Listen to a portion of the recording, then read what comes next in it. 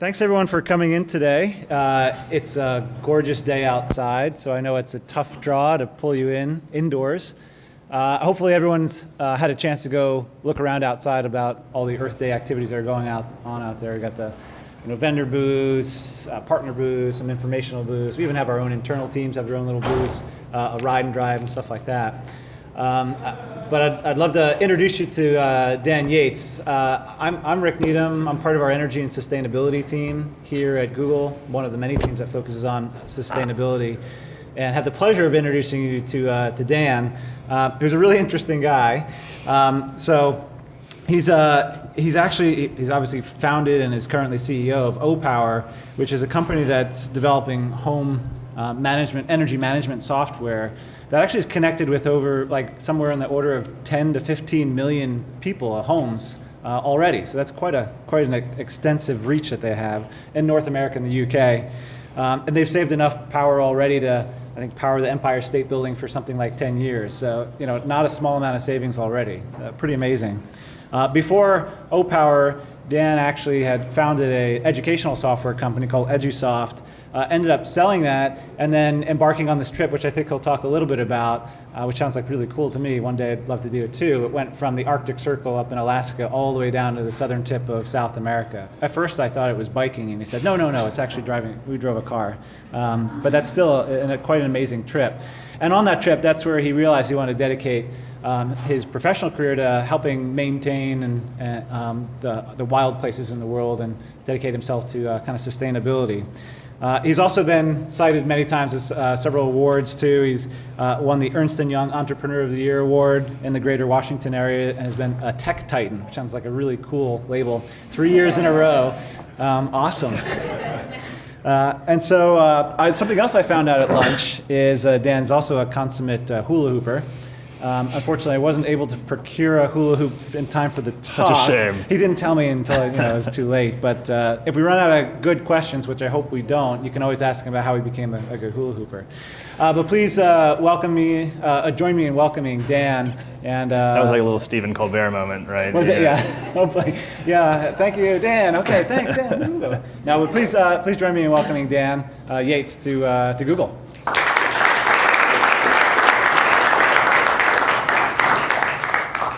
Thanks a lot. It's good to be here. And I actually just realized, is there any clicker capability? Because otherwise I will be married to the, no clicker. Okay. I will stand here behind the podium then for most of this. Unless this is going to, no, it will not. Okay. Well, good. Happy to be here. Excited to be here on Earth Day and honored to be invited to talk better than Halloween, I guess. But I was thinking about what I should talk about. Some of you probably know a little bit about Opower already. I'll give you a quick overview, and in the course of this presentation, tell a little bit more about the company. But I was thinking about, Earth Day is a day where we're all supposed to be trying to take a day to think about how we can do more to help the environment. And as I was thinking about that, and I've been thinking about recently the evolution and the progression of clean tech companies over the last 5 years since I got into this business, it hit me there was a theme that I wanted to talk about. And what I want to do is I want to tell a story of incremental improvement. So I want to talk not about revolutionary improvement, but evolutionary improvement. And as I was thinking, when I started Opower, there were all these big, fast-growing clean tech companies in solar and wind and biofuels, and many of these companies haven't panned out. And I went through this period of about 3 or 4 years where I was really kind of disappointed to see there weren't a lot of other companies even chasing after Opower or doing other, successfully building clean tech companies and having an impact. And that started to change in the last few years. There's been kind of a second surge of companies, and if you've been tuned into this, you'll hear a lot of talk about how these new clean tech companies, many of them are focused in efficiency, like Opower, but there's a lot of talk also how they're very capital efficient. They don't need $500 million to get going. And that is a very important precursor, I think, to successfully building a company. If you need $500 million to get it going, you're going to have a very few number of businesses that are going to get off the ground. But I think the story, the theme that has been less talked about, which I actually think is one of the most important ones, is this difference of not trying to boil the ocean, but looking for incremental improvements that, when you add them up, actually end up being really massive. And that is, when I think about Opower, that's the story of our success. So let me tell you. Let me start at the beginning and tell you how this came to be, and hopefully in the process carry you through this. And hey, Eric, good to see you there. I see a lot of faces in the audience that I recognize, but hopefully carry you through and see this story of incrementalism. So it all started, as described, with a trip through the Americas, starting at the very top and heading to the very bottom. And this photo here is me and my wife as we were in Bolivia at one of the highest points of the trip at something like 16,000 feet. So we took this trip. We drove for about a year, heading south. It was easy to get directions.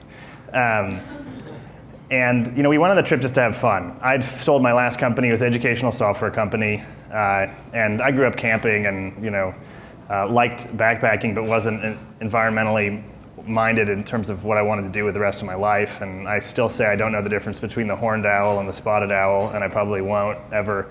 But we went on this trip just to have a great time, and we did. And we saw the things that we thought we were going to see. We saw beautiful animals. We saw like this vicuña in the Bolivian Altiplano, rare cousin of the llama. We saw these amazing forest canopies. I love this photo because it's just so amazing, the efficiency with which these trees grow together, yet just stop growing right where the other one takes over and capture all the sunlight. And we had a great time. We also did a lot of just fun tourist kind of stuff. But in the process, we saw a lot of the reality of what it's like out there in the rest of the world. I left on this trip sort of with this naive picture that the US was the most inhabited, most developed country. And in reality, when you go through the rest of the Americas, it's not true. We actually have some pretty rich wildlands that are well protected, and there are other countries that are totally devastated. And they're not devastated because these guys here, these are not bad guys. These are just poor people who are trying to incrementally eke out a living. And unfortunately, their incremental steps are working against the environment. So I came back feeling very viscerally how at risk and fragile the environment is. So I'm not going to spend any more time talking about this point because I'm quite confident that everyone here in this room knows how at risk and fragile the environment is. But this is a key part of my story. This is when, for me, it became really visceral because after this trip, I no longer had to envision it or imagine it. I could remember it. I could remember all the spots where I saw the fragility and I saw how at risk the environment was. And so when I came back, I thought about what I should do and basically asked myself the simple question, what do we suck at here? And the answer was pretty clear. At the end of the day, where we're by far doing the worst is that we use a lot of dirty energy. And so I wanted to figure out what I could do to have an impact. And this is 2006. There was actually a lot of energy, no pun intended, or pun intended, clearly. I was living in San Francisco, surrounded by entrepreneurs talking about clean tech. There's a lot of progress on wind development. There's a lot of progress on new solar, with the utility scale solar here, but also residential solar was taking off. The very first inklings of electric vehicles. These things all seemed so full of potential, and they are full of potential. But what I did, I was living in San Francisco, working out of this tiny home office, and I downloaded this graph, which was from the Energy Information Agency, and this is a wonky little picture that I actually just found an updated version of this morning. Well, almost updated, 2010 anyhow. This is how we use energy in the US. And on the left, you've got all the sources of the generation. And then on the right, you have all the consumption. And it hit me, because I had this thing literally just taped on the wall next to my computer, that every single person I was talking to that was innovating in clean tech, and I'd gone to the big solar conference in San Jose, It was the second annual conference, and there were thousands of people there, and Governor Schwarzenegger came and talked. I mean, there's just so much enthusiasm for this stuff. Absolutely every innovation and idea that was being discussed was over here, and that there was no one talking about the right side. I really actually think it was thanks to this diagram that I could just see so plainly there was this gap missing, this hole. And so I just started to ask simply, what about just using less energy? What can we do there? And why aren't people focusing on this problem? And I'm somewhat of a contrarian, so it gave me a lot of pleasure to think that nobody was thinking about this problem. I didn't have an idea yet, but I knew that there was some open space to hunt around. So McKinsey has done a very nice job. This is actually, their studies came out after we started Opower, but quantifying just how much energy is being wasted, and it is astonishing. So just looking at residential energy use in the US, at wasted energy between now and 2020, we're going to waste $400 billion of energy, which is almost 5 trillion pounds of CO2 and 3.4 million gigawatt hours of energy. And this is not like energy wasted because you bought an extra TV, which you could argue is energy wasted. But this is energy wasted by your TV that you bought when you're not using it, and energy wasted by your air conditioner that you're running when you're not home, and is making no one more comfortable. It's just a tremendous amount of waste that's sitting there. And so I couldn't help, so it felt big and unattended, but then the important question is, why? Why are people wasting all this energy? It seems like a no-brainer. And this is energy that if saved will actually save money. You don't even have to care about the environment to save this energy. This isn't like solar where it's more expensive than coal. This is just not wasting money and energy. No one's winning, right? So, here are some of the reasons why. 6 minutes. 6 minutes is the average amount of time that an American spends thinking about energy use in a year. Most of us here, probably unwilling to admit it, but most of us here probably think about Justin Bieber more than we think about our energy use on an annual basis. It's just completely not paid attention to. And the reason why is there's a couple reasons. The first one is it's boring. It's just not a fun thing to think about. The second thing, which is sort of the more a really fundamental problem, is it's inexpensive. The average American home spends only 1.7% of their annual income on electricity. So if you save 25% on your energy bill, that's like 0.4.5% impact on your overall expenditures for the year. It's just not a big deal. So it's boring, it's inexpensive. And the last thing is there's just no feedback mechanism. So this is a programmable thermostat, one of many crummy ones out there. And there are great companies, including Opower, that are now working to make these thermostats much more user-friendly. But today, the average programmable thermostat is not programmed. In fact, 80% of them are not programmed. And almost nobody remembers to turn off their air conditioner when they leave the house. And why is that? It's not, they're hard to program, but they're not that hard to program. And you can save a lot of money doing it. It's because there's no feedback. You don't feel bad when you leave the house and the thermostat isn't programmed. What I've liked to say for a long time is if CO2 were purple and it smelled like rotten eggs, we wouldn't have an energy problem. You would turn off your thermostat because your house would stink. If you didn't, your neighbors would see it and get angry at you. Hey, you're the damn house with all the purple smoke. But there just isn't, there is no feedback. There's no emotional connection to this, and it isn't visceral, and it's not that expensive, and so we all just plow along and we waste our $400 billion worth of electricity. Okay, so these are all problems, right? But so how do we fix this? How do we correct these misconceptions? So I was looking at this, thinking about these different ideas, and I was very fortunate to run across this study by Robert Cialdini, who is a world-renowned behavioral psychologist. He's written a book called Influence that's prescribed reading at the GSB, at Harvard Business School, published in a dozen languages internationally. And he had just done this study.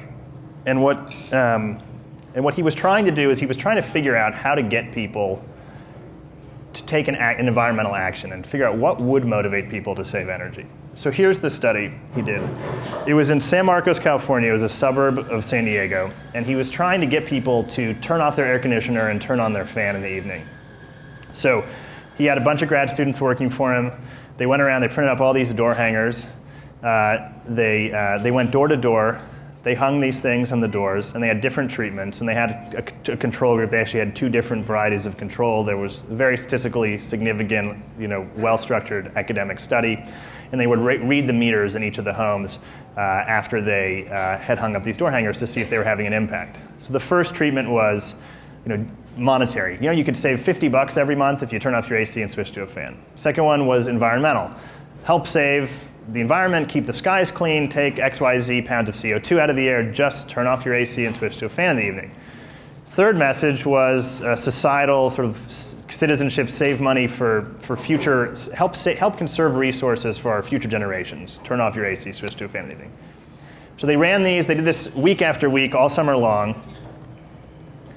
These groups, 0 impact. It was as if they had not been there. And this is about as expensive of a marketing campaign as you can do. No company can afford to go door to door, even with grad students, hanging door hangers every week. If we can't get people to do some simple, no-cost behavioral change with this kind of marketing, nothing's going to work.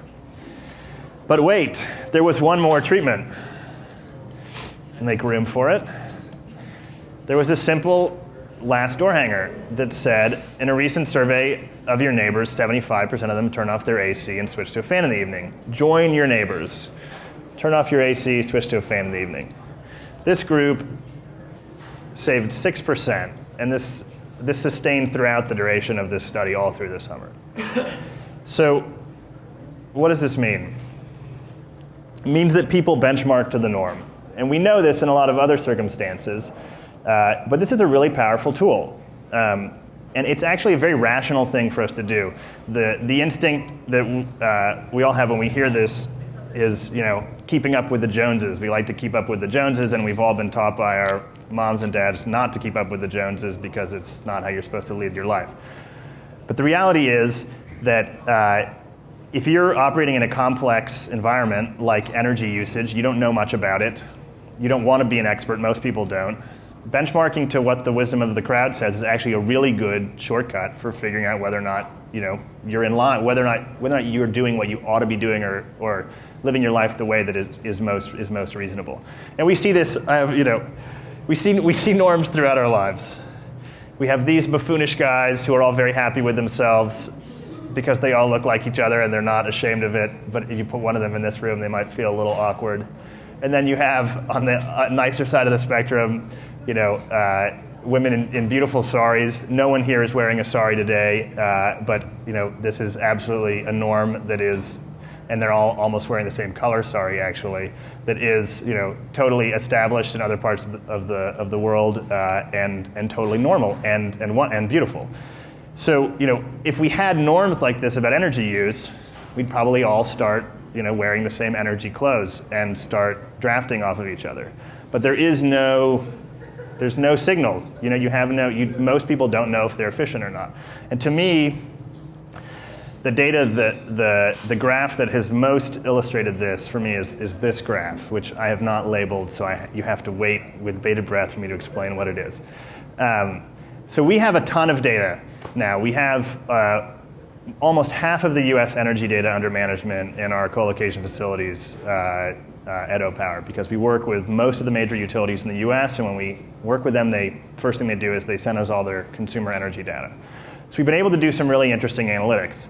And what we looked at, and this is actually something that we did from the very, very beginning, is we looked at how dispersed is the energy consumption of a set of similar homes in the same neighborhood. So taking, for each home, the 100 closest homes of similar square footage of most closest proximity. So basically an algorithm that weights your distance in real distance with your distance in terms of house size and tries to find the minimally distant set of homes.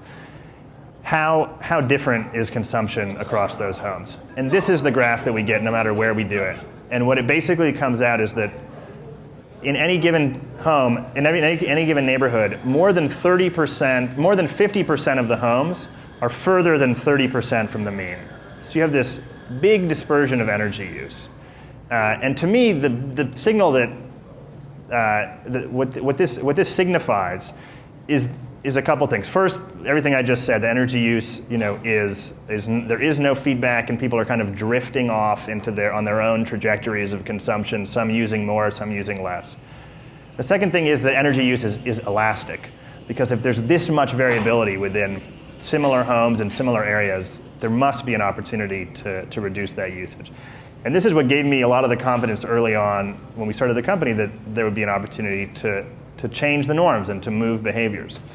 So the opportunity was clear, and thanks to this study by Robert Cialdini and some research that we did on how energy efficiency markets work, and there's about a $10 billion a year energy efficiency market internationally.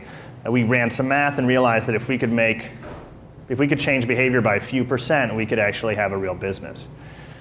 So where do we start? Here, we started with the utility bill. This is your typical craptastic utility bill. It barely tells you how much you owe, and then it gives you, this is actually a real bill. I think we cut off the name of the utility to save their reputation, but you've got the price of natural gas to 8 decimal points, just for good measure, and yet no useful information to really help you figure anything else out about your usage other than how much you owe. So this felt like a big opportunity to improve, and we applied all the lessons from that study and our own best practices from direct marketing and software analytics to deliver this first product. And this was Opower's Home Energy Report. And we did our first program with SMUD just up in Sacramento nearby. And we started sending home these mailers that showed people how their energy use compared to their neighbors, to their approximately 100 occupied homes that are similar in size. We gave, Alex Eagle here actually wrote a lot of the energy calculator code that made this first report possible.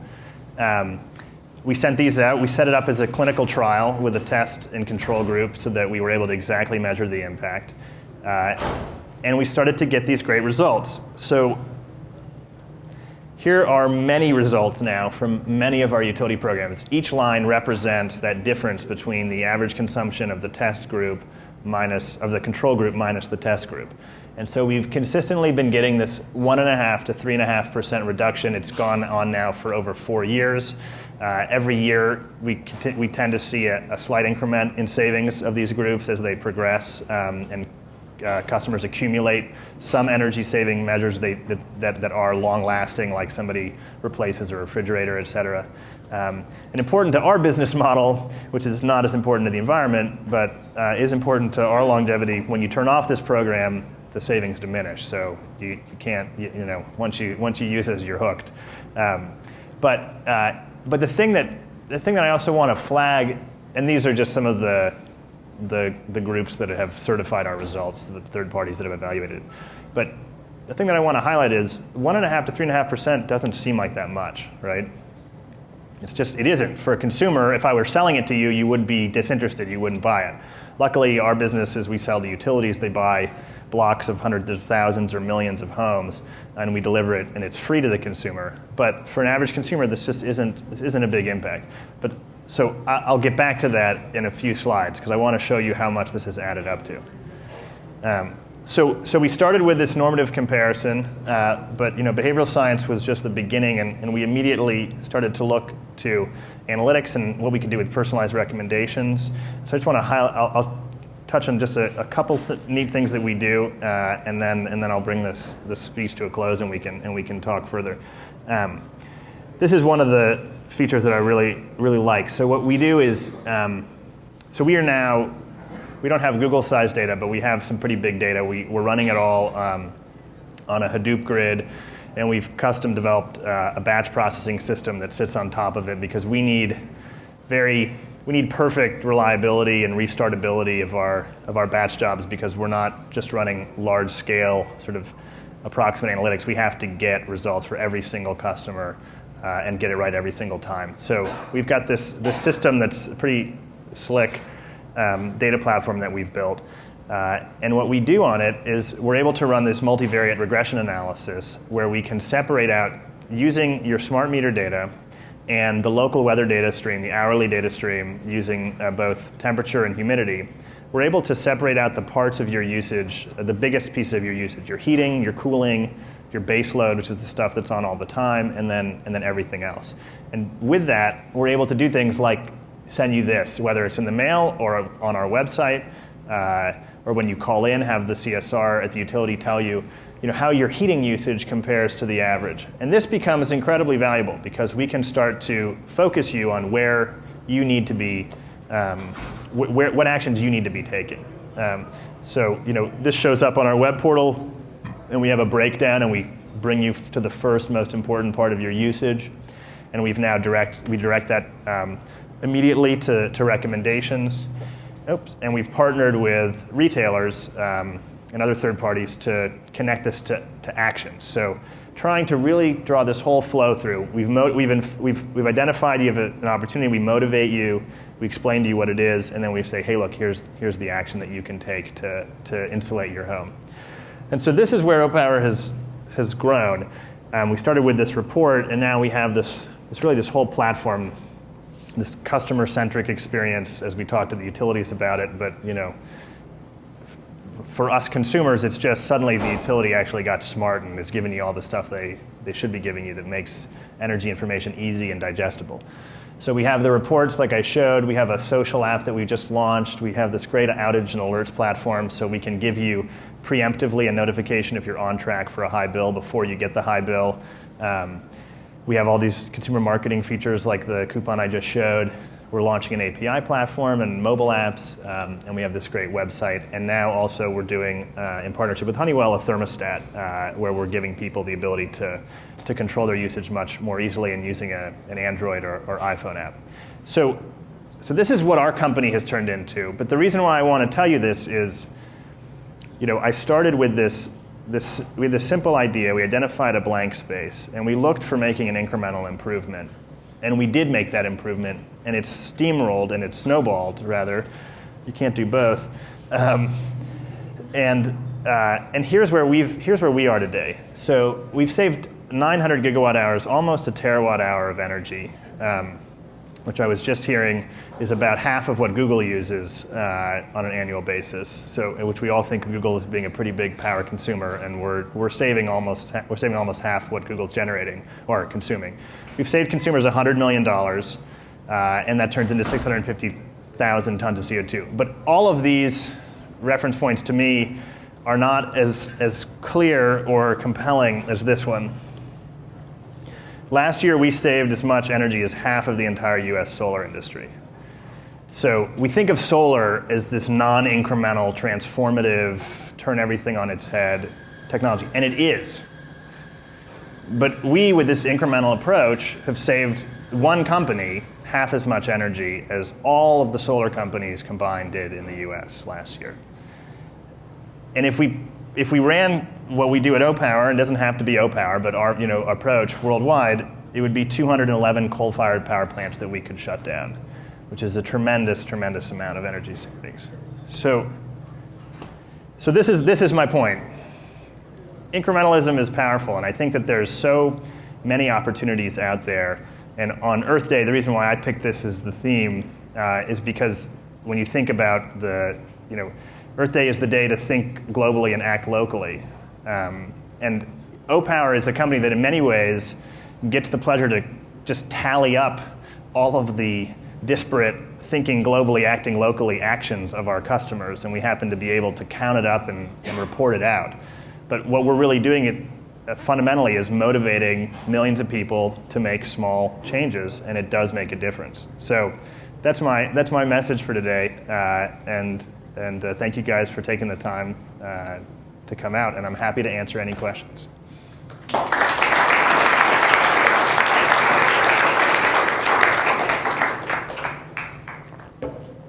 So my question was about water. I mean, if you have any opportunity there. Yeah, we definitely do. So we actually work with both electricity and gas, and we work with a bunch of utilities that serve both. And we were just talking about this at lunch.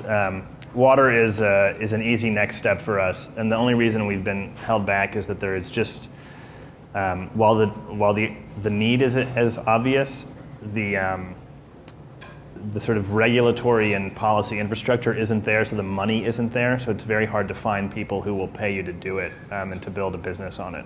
But what we have is a number of utilities who actually provide all three, like in Palo Alto, it's gas, electricity, and water. I think they even do waste as well. But so we're going to probably start reporting on water for those utilities.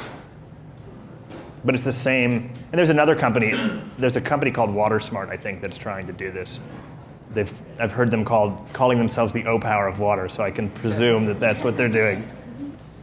So in one of the slides, you identified opportunities for third-party app development through an API that you'll be offering. I'm just curious to hear any ideas you have on what some of those apps might look like and whether or not you think your company will allow those apps to leverage the energy saving recommendations that you offer, because I know that, in my mind, there's a huge market for that. But just curious to hear what you think some of these apps might look like. So we're just getting started on this. Actually, Wayne Lin, who is a former Googler, who is our head of product management for this part of our business, all of our web and social and API strategy, is here today, but he's not here in the audience. Otherwise, I would just hand it over to him. But there's a couple different things that we're looking at. So our order of priorities is actually starting first with the enterprise and then extending more and more to sort of third-party APIs. So the first set, which we've already have live, is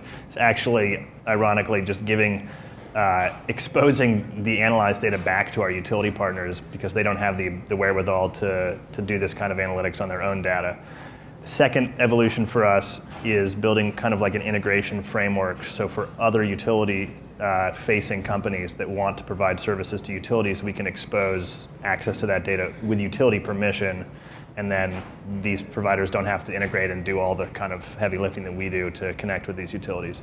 And then the third is connecting to third-party, is making it, putting in place all of the permissioning and everything to authenticate third parties and let consumers, turn on and off different third-party apps. Some of the examples that we have top of mind are that we got Zillow reached out to us. They actually very interested in being able to manifest a certified last 12 months bill on any new home listings so that somebody can get credit for investing in energy efficiency. Mint has sort of a similar interest in being able to help separate their pie chart of energy use to show you where your waste is within your overall consumption, your expenditures. And then we've been talking to some weather websites that are also interested. So that's been the areas where there's been the most interest, but one of the APIs that we've just developed has been top tips. So exactly to your point, and I think that there will be a lot of, that actually is one of the things the weather companies are interested in, It's going to be hot. Here's top tips for you for saving energy this summer. How much customization do you have to do for utilities who want different levels of engagement? And have you found that dealing with different utility personalities has been a tricky part of the process? So we are, at the end of the day, whether I like it or not, an enterprise software as a service business. So we deal with big enterprise customers who write us huge checks, and have every right to ask us to do things for them that as a consumer-facing company, you would tell that consumer to go away or buy something else. The flip side is that enterprise customers stick with you for a long time. So it's a mutual relationship, it's a mutual partnership.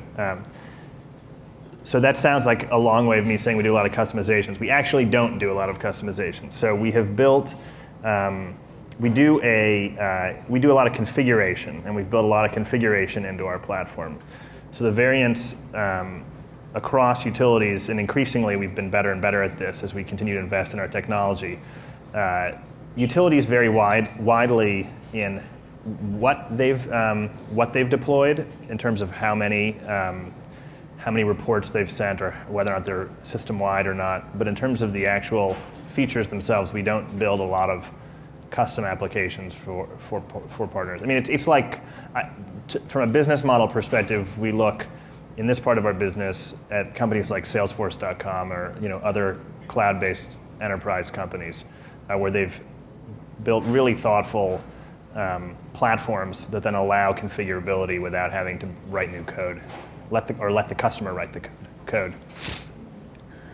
It's likely that a lot of people actually here already understand this, but you're partnering with a lot of the power companies, and I'm just not really getting what's motivating them. Why do utilities do this? Yeah, what's the model there? Great question. So there's a couple of different answers. The way we started the business was very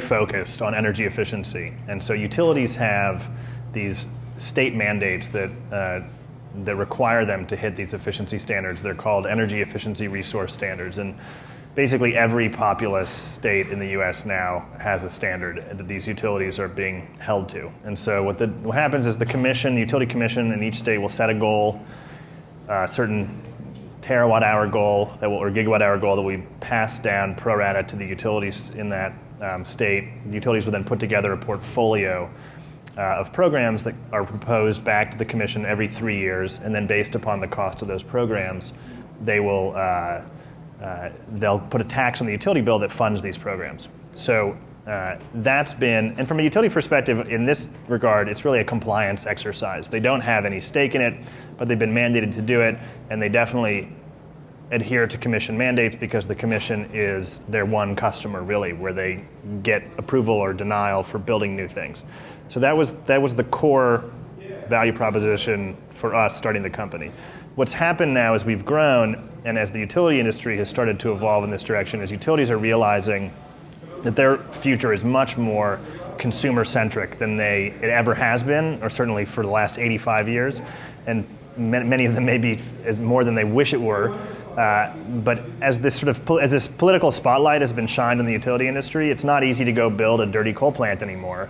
And so to hit capacity requirements, to handle new population growth, and to invest in new infrastructure, which is how utilities make money, they're finding that all of their new investments inevitably are more consumer intertwined. So whether it's smart meters, where we've all heard about the crazy ruckus here about people being upset about them, or peak reduction programs where they try to get you to install a thermostat that reduces your peak usage. There's a lot of interaction you have to have with the consumer. And so as utilities are moving in that direction, they're realizing they need this sort of consumer infrastructure to engage customers and to be able to provide a better value. Also as rates are rising, which is the other thing that's happening, as people are not allowing coal plants to be built. So for all these reasons, it becomes politically very important for the utility to have a much better capability to engage the consumer. And so that's sort of how, as we've grown, how this has grown. And then it's still at the core, what we like to say is an energy efficient customer is a happy customer, because we just want to save money on our bills. So that's a major factor. So the question is, we have this feedback loop where we're sending signals once a month. Do we have the capability to send it faster?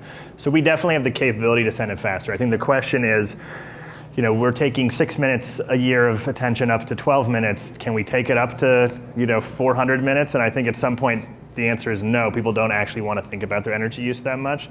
So where we're focused, one of our mantras for a long time has been insights and analytics trump real time, that people actually don't want to get feedback constantly. They want to get more and more richer and richer and more tailored feedback. So, I always come back to, I was thinking about what would my mom want to get? My mom would love to get a notice in the spring that says, last summer was a doozy. You paid twice as much as your neighbors on AC. Here's the top 3 things you should do to save energy this summer on air conditioning, rather than getting a weekly or a daily email about her energy use. But that being said, one of the features we've just rolled out is a weekly smart meter enabled update on your usage for people who are engaged at that level. So we do emails as frequently as people want, and we do alerts now. We're doing, for some of these utilities that have load reduction days, we'll send out, for one utility, 2 million emails in 30 minutes because we've got to get all these people, this information. Yeah, so I'm hearing 2 different questions. So let's see if I can answer this. There's this long-term challenge of, okay, so if everybody installs your residential PV, there's kind of no energy efficiency doesn't matter anymore, right? I have two thoughts, or I have a number of thoughts on that. One is, God, that'd be awesome. I'd be happy to go out of business if everybody loaded up with solar PV. But on top of that, I mean, that's going to be a long, slow slog. We've been at it it's really in earnest been going on for 5 years now, and I think they're just nearing 100,000 solar homes in the U.S., which is 1,000th of the number of homes. So we've got a long way to go. Within that, I think there's a ton of opportunity for us to help promote solar, to help report back on solar, to aggregate solar, lots of different things that can be done, and to be involved in selling it, not in addition to just promoting it, and financing, et cetera. So that, to me, is a long-term opportunity and problem, and in the same time frame as solar starts to happen, that's why we are getting into things like thermostats, and we'll be, as electric vehicles become more scaled, we'll be looking at what we can do there. The other question was sort of about whether or not what if behavior kind of dries up. And that one is, I've got about, at least 100,000 years of evolutionary history to say that we're going to stick with the pack for the next 100 years. So that one I'm not too worried about. Yeah, so if you're a City of Palo Alto residents, you should be getting our home energy reports, which are sent home in the mail or email. Who is a City of Palo Alto resident here? Are you getting it? Yeah. What's your neighbor rank? No. What's your neighbor rank? Do you know what your neighbor rank is? Oh, okay. I ask because most people tend to know it, and I always like to highlight it because the fact that people can remember it is indicative of the amount of attention it captures. But unfortunately, this didn't play out so well in this group.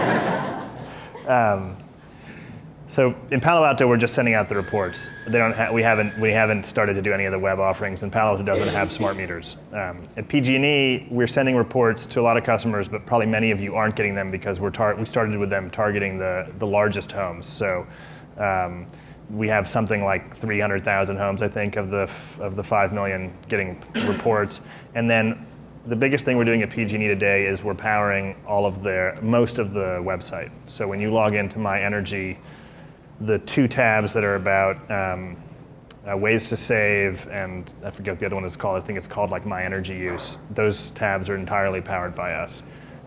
And then we also have all of the, if you look at changing rates at PG&E, the tool that helps you analyze that is an Opower tool. Now I was just talking to Kevin, I don't know his last name, Chen, in the sustainability group about his experience with this rate switching tool, and so on behalf of him, I'll let you know, when you get to the end, it makes you call PG&E, and then you'd have to spend a half an hour dealing with their phone tree to finally get to the point where you can switch your rates. That's not our fault. They were unable to, they had no APIs to send rate switch signals to any piece of their infrastructure, so we have to basically put a little thing that says, call PG&E and read them this.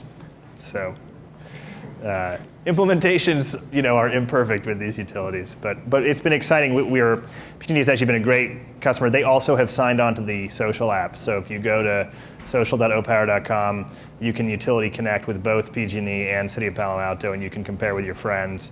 And we're continuing to invest a lot in that application. We just launched it, and there's a lot more to do.